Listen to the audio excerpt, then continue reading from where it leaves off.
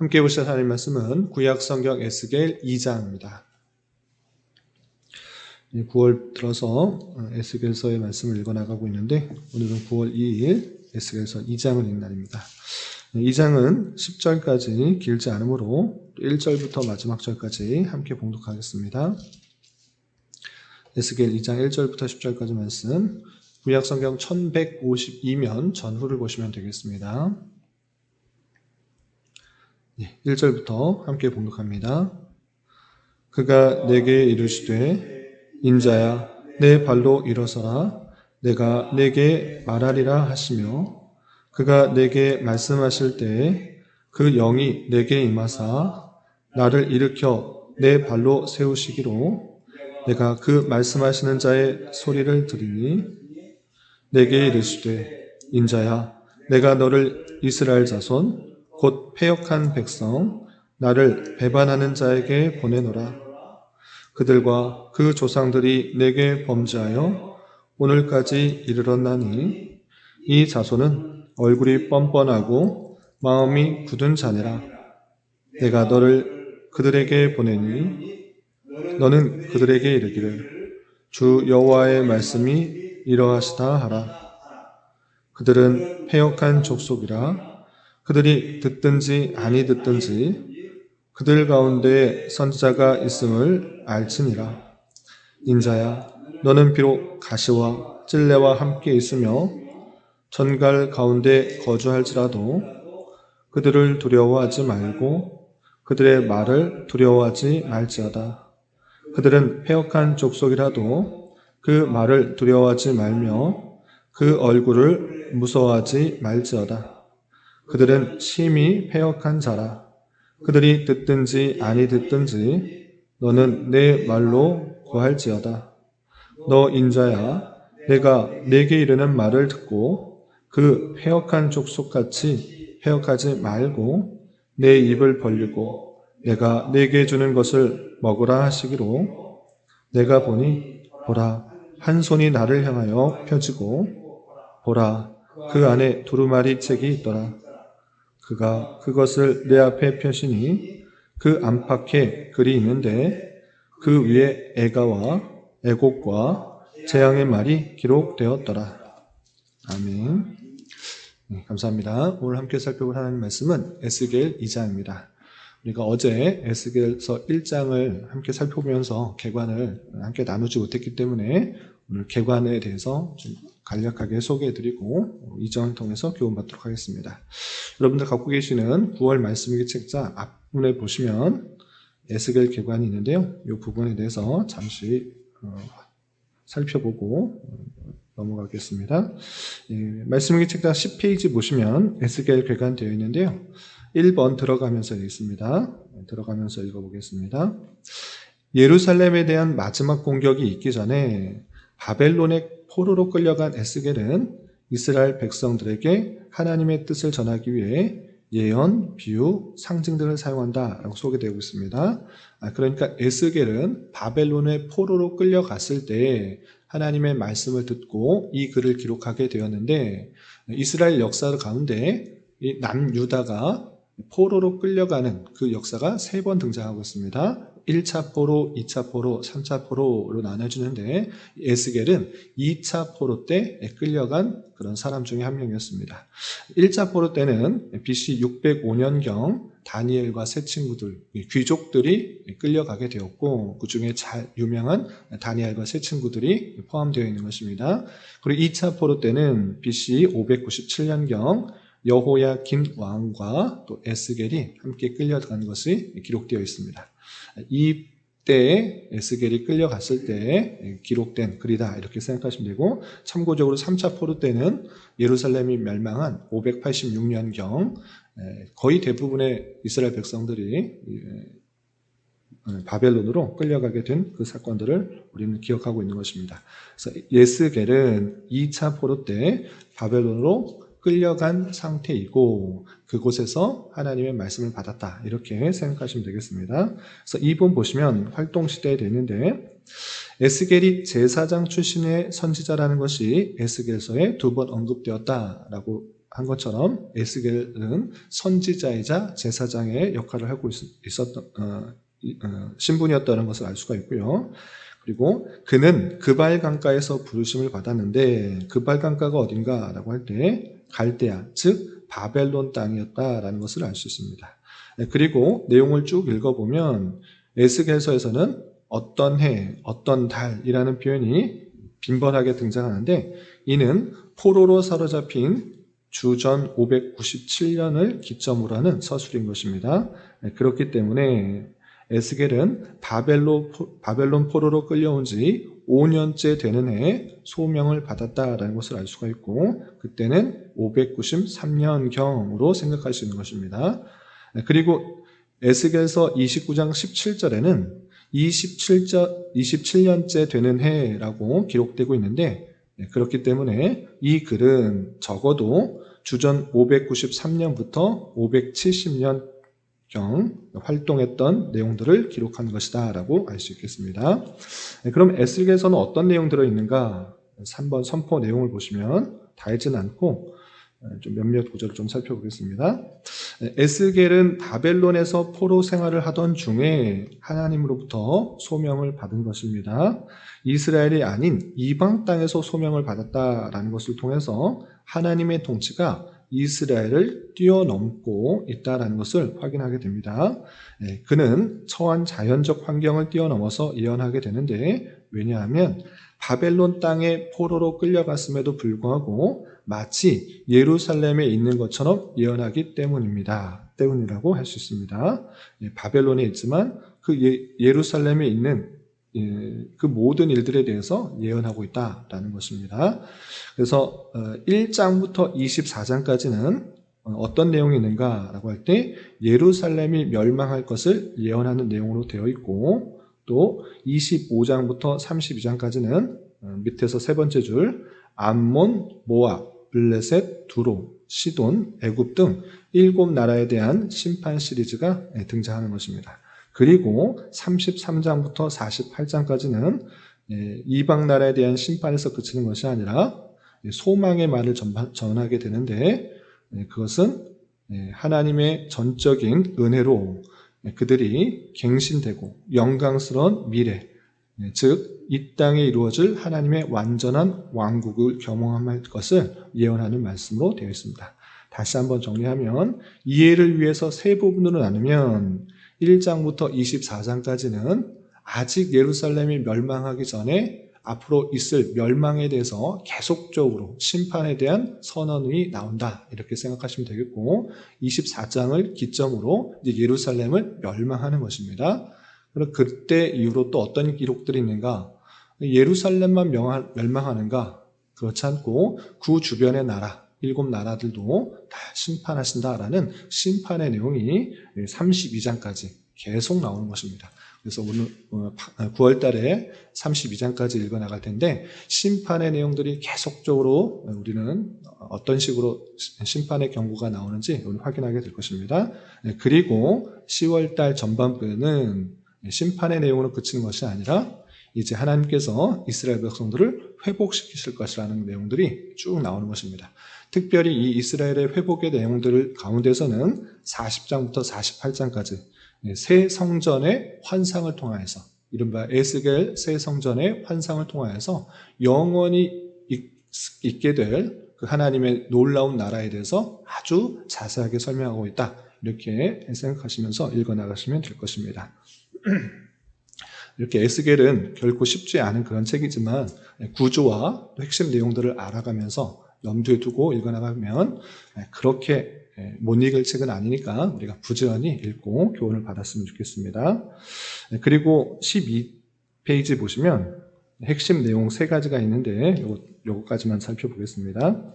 12페이지 위기와 극복 있는데 이 에스겔서를 읽으면서 또 예루살렘이 멸망하는 내용을 통해서 의문점이 들 수 있는 3가지가 있는데 그것이 무엇인가 라고 할 때 첫 번째, 여호와 하나님이 이방 민족의 신에게 패했는가? 어떻게 예루살렘을 지키고 있는 신이 예루살렘을 지키지 못했는가? 이방 신으로부터 패함을 당했는가라는 첫 번째 질문이 있는 것이고요. 두 번째는 다윗 왕조에 대한 약속이 파괴되었는가? 하나님께서는 분명히 다윗의 자손을 통해 영원한 왕국에 대한 약속, 언약을 하셨는데 어떻게 그 나라가 멸망당할 수 있는가? 그것에 대한 의문이 들 수 있는 것입니다. 마지막 세 번째, 예루살렘 성전 파괴로 인한 하나님의 만남은 더 이상 불가능하게 되는가?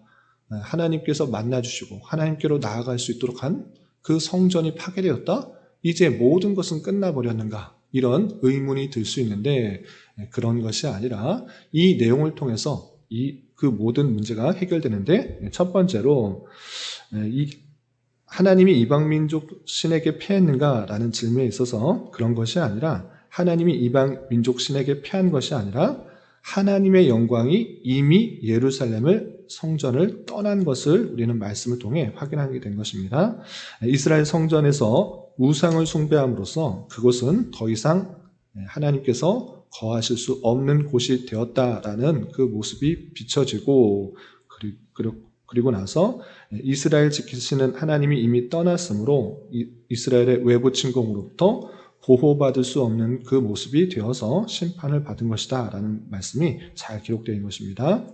두 번째로 다윗 왕조에 대한 약속이 파괴된 것처럼 보이지만 하나님께서 이스라엘 백성 땅을 돌이키실 때 다윗의 계보는 다시 등장하게 되는 것을 보게 됩니다. 그래서 에스겔 마지막 부분을 보시면 그 계보가 다시 이어진다라는 것을 확인하게 되는 것입니다. 그리고 세 번째, 예루살렘 성전이 파괴되었는데 그럼에도 불구하고 하나님과의 만남은 여전히 가능하다라는 것을 우리는 이 말씀을 통해서 확인하게 됩니다. 과거에는 하나님을 만나기 위해 성전으로 가야 했지만 이제는 하나님께서 이방 땅이라도 찾아올 것이며 또한 하나님은 종국에 하나님의 참된 성전을 세울 것을 예언하고 있는 것입니다. 이것은 파괴된 성전과는 질적으로 다르고 그 성전으로 인해 만물이 소생하게 될 것을 표현하고 있는 말씀을 확인하게 됩니다. 이렇게 에스겔서에는 이런 큰 주제로 되어 있다는 것을 염두에 두고 읽어나가시면 되겠습니다. 이제 본문으로 돌아오도록 하겠습니다.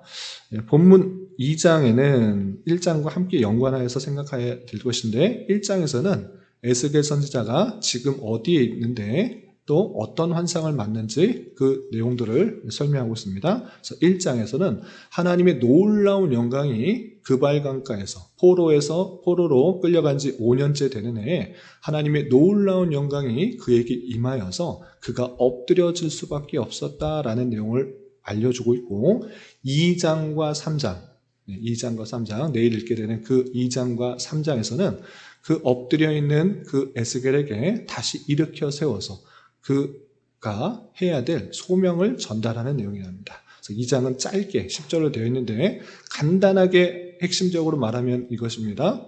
에스겔 선지자에게 너는 그 패역한 이스라엘 백성들에게 듣든지 아니 듣든지 내가 전할 말을 전하라. 이 내용으로 되어 있는 것입니다. 핵심적인 내용 외에 또 이해를 좀 풍성하게 하기 위해서 여러분들 말씀일기 책자에 잘 정리된 내용을 좀 나누도록 하겠습니다. 먼저 2번을 보시면 말씀일기 책자 18페이지 2번을 보시기 바랍니다. 하나님께서 그 백성들에게 전하도록 한 그 백성, 이스라엘 백성들의 모습이 어떠한지 좀 정리하면 이렇습니다. 3절 전반절에 보시면 그 백성은 패역한 백성, 나를 배반하는 자다. 이렇게 평가를 하고 있는 것을 보게 됩니다. 곧 패역한 백성, 나를 배반하는 자에게 보낸다라고 하면서 선지자가 가야 될 그 백성들을 패역하고 하나님을 배반하는 그 모습이 있는 것입니다. 뿐만 아니라 4절 전반절에 보면 그들이 어떠한가 영적인 상태가 이렇게 되어 있다고 표현하고 있습니다. 4절 전반절을 보시면 이 자손은 얼굴이 뻔뻔하고 마음이 굳은 자니라 라고 하면서 정말 무인격으로 하나님의 말씀을 전하는데도 전혀 변하지 않는 굳은 마음에 얼굴이 뻔뻔한 그런 영적 상태다라는 것들을 알 수 있습니다. 그리고 3절 하반절과 5절, 6절, 7절에 유다 백성들의 죄악들에 대해서 낱낱하게 고지하고 있는데 3절 하반절에서는 그들뿐만 아니라 그 조상들이 내게 범죄하여서 오늘까지 이르렀다라고 하면서 그때만이 아니라 조상들부터 그리고 지금 있는 사람들 모두가 그렇게 죄를 범하고 있는 모습들을 지적하고 있는 것입니다. 또한 5절에서도 보시면 그들은 패역한 족속이다 라고 평가하고 있는 것을 보게 되고요. 6절을 보시면 인자야 너는 비록 가시와 찔레와 함께 있으며 전갈 가운데 거주할지라도 그들을 두려워하지 말고 그들의 말을 두려워하지 말지어다. 그들은 패역한 족속이다 라고 하면서 패역하였기 때문에 그들과 함께 있을 때 찔레와 같은 그런 전갈과 같이 있는 것과 같은 그런 어려움이 있을 것이다 라는 것들을 확인하게 됩니다.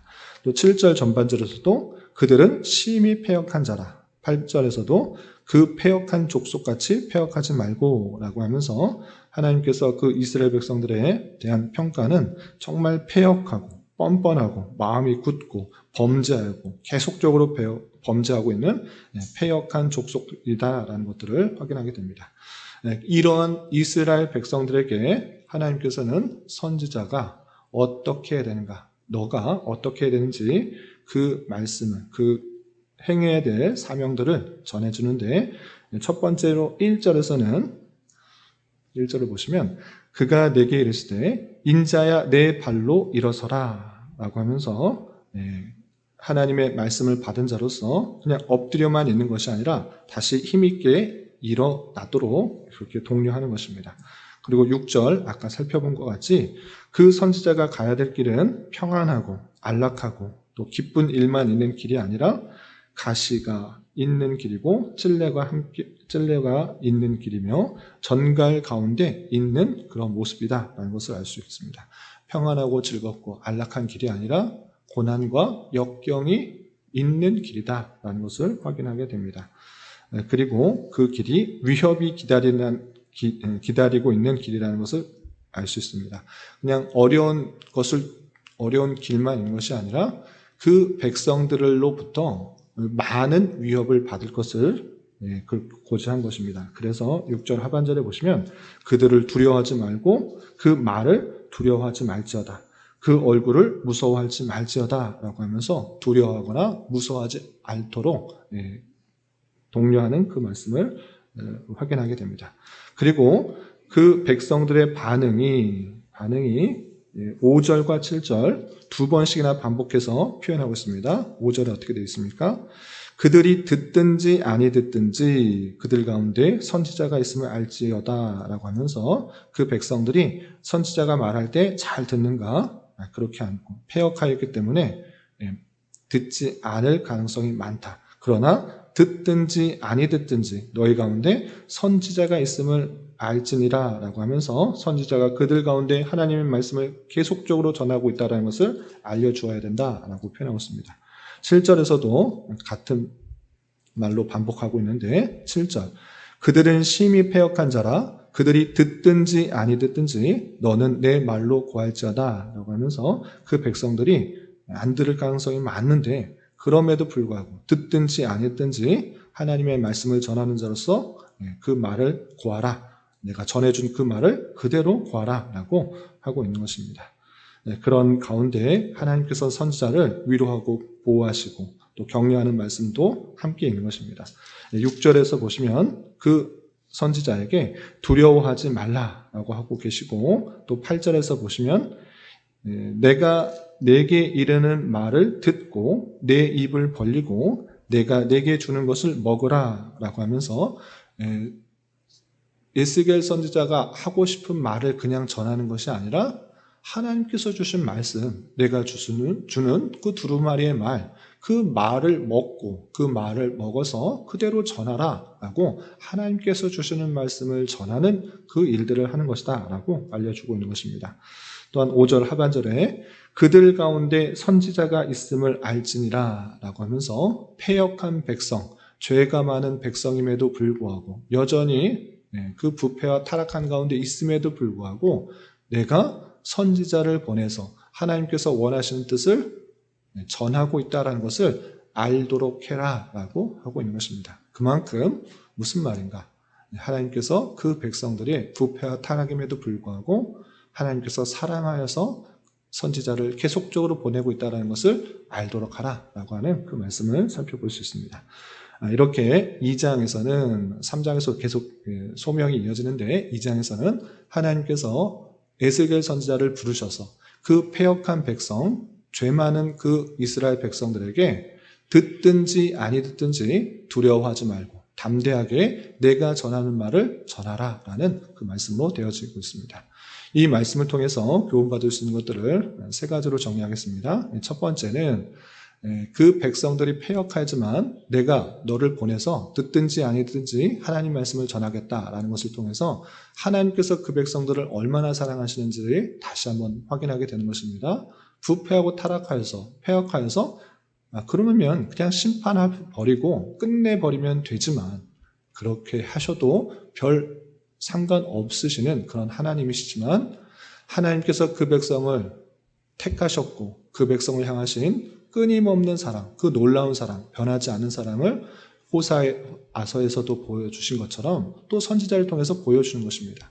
그들이 듣든지 아니 듣든지 너희 중에 선지자가 있음을 알게 할지니라 라고 하면서 하나님께서 그 백성을 끝까지 사랑하시고 되돌아오기를 바라시는 하나님의 놀라운 사랑을 발견하게 되는 것입니다.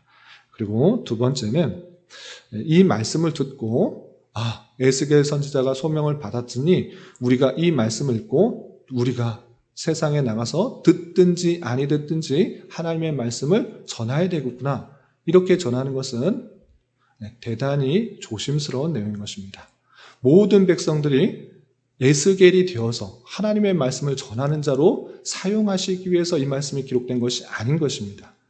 이 말씀은 에스겔 선지자를 어떻게 부르셨는지를 보여주는 사건으로 하나님의 말씀을 전하는 자의 사명들을 우리는 확인하게 되는 것입니다. 그래서 1차적으로는 이런 말씀을 읽으면서 모든 성도들이 에스겔처럼 소명을 받아서 듣든지 아니 듣든지 사람들, 전화 만나는 사람마다 다 전해야 된다.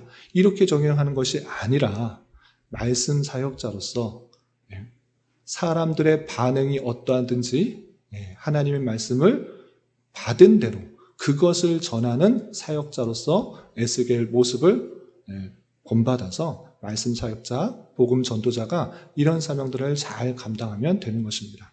특별히 말씀 사역자들은 사람들의 반응에 따라서 또 사람들의 그런 모습 때문에 많이 힘들고 어려울 때가 많이 있습니다. 그러나 말씀 사역자는 하나님께서 주신 말씀을 그대로 전하는 그런 사역들을 감당하면 되는 것이고 그들의 반응, 그들의 변화는 하나님께서 행해 주실 것이라는 것을 굳게 믿고 그 사역들을 잘 감당하면 되는 것입니다. 그럼 일반 성도들은 이런 말씀을 듣고 어떻게 해석하고 적용하면 되는가? 그것은 내가 하나님의 말씀을 잘 듣지 않는 패역한 백성은 아닌가? 이것을 잘 살펴보면서 적용해야 되는 것입니다. 하나님께서 그들과 함께하여 주시며 대단히 많은 말씀으로 많은 것을 가르쳐주고 알려주시고 깨우치시는데 그 말씀에 반응하여서 살아가는 것이 아니라 여전히 이스라엘 백성들처럼 귀를 닫고 눈을 가려서 패역한 백성들처럼 그런 완악한 모습 가운데 자기 할도리만 하고 자기 원하는 것, 기쁨만을 행하는 패역한 백성은 아닌가 되돌아 봐야 될 것입니다. 그런 줄 알아 하나님께서 우리와 함께하여 주시고 많은 말씀 사역자를 통해서 그 사랑을 비춰주실 때 패역한 모습을 갖고 있는 것이 아니라 그 말씀에 귀 기울여드려 잘못된 것을 고쳐나가고 하나님께서 원하시는 백성의 모습들로 잘 감당하면 될 것입니다.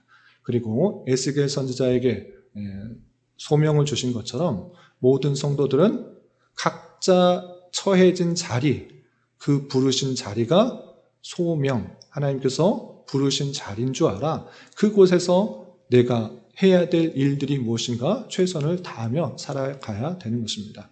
회사원이면 회사원, 또 직장인이면 직장인, 학생으로서, 주부로서 그 자리가 하나님께서 보내주신 자리인 줄 알아. 최선을 다해서 주님의 뜻을 이루어 갈 때 하나님의 그 놀라운 일들과 역사들이 일어나게 된다는 사실을 잊지 말아야 할 것입니다. 이런 말씀의 교훈에 따라 오늘 하루 남은 한평생 힘있게 살아갈 수 있는 저와 여러분 되시기를 주님의 이름으로 부탁을 드립니다. 기도하겠습니다. 하나님 아버지 감사합니다. 오늘 말씀을 통하여 에스겔 선지자에게 소명을 주시는 말씀을 대하였습니다. 이런 말씀을 대하는 자로서 듣지 아니하시는 백성이었지만 주께로 다시 되돌아오기를 기대하시면서 선지자를 보내시는 하나님의 변함없는 사랑과 그 마음을 잘 알아들여 귀를 막는 백성이 아니라 하나님의 말씀에 비추어 부단히 내 자신의 죄와 연약함을 고쳐나가기에 힘쓰는 자 되게 하여 주시며 말씀 사역자로서는 상대방의 반응에 너무 연연하지 말고 하나님께서 주신 말씀을 온전히 전하는 사역을 더욱더 잘 감당하게 하옵시며 모든 성도들도 각자에게 주어진 자리가 주님께서 보내주신 사명의 자리인 줄 알아 더욱더 주님의 뜻대로 잘 순종하며 살아가는 인생 되게 하여 주시옵소서. 주님, 9월은 장학이라는 주제로 한 달을 보내려고 합니다. 신앙의 성숙과 성장을 위해 하나님의 말씀을 잘 배우고 익히는 것에 더욱 힘을 쏟게 하여 주시고 지식적으로만 쌓아 교만해지는 것이 아니라 삶으로 잘 녹여내어 더욱더 겸손히 남을 잘 섬기며 그리스도의 장성한 분량이 충만한 데까지 이르기를 힘쓰는 우리 모두가 되게 인도하여 주시옵소서. 주님, 교회 내 육체의 질병과 연약함으로 병원에 치료를 받는 여러 성도들과 그 가족들이 있사오니 주님 붙들어 주셔서 건강하게 잘 회복될 수 있도록 은혜를 더하여 주옵시며 가족의 전도와 신앙을 위해 직장과 사업장의 문제로 주님께 간절히 기도하는 여러 지체들 있사오니 주님께서 그 모든 사항과 여건, 마음과 생각을 주장하여 주셔서 우리의 기대와 소망보다 훨씬 더 풍성한 것들로 채워주신 하나님을 깊이 경험할 수 있는 기회 되도록 인도하여 주시옵소서. 이 시간 각자 간절하게 간구하는 기도 제목 주님께서 들으시고 가장 선한 것들로 응답하여 주시옵소서. 예수님의 이름으로 기도 올리옵나이다. 아멘.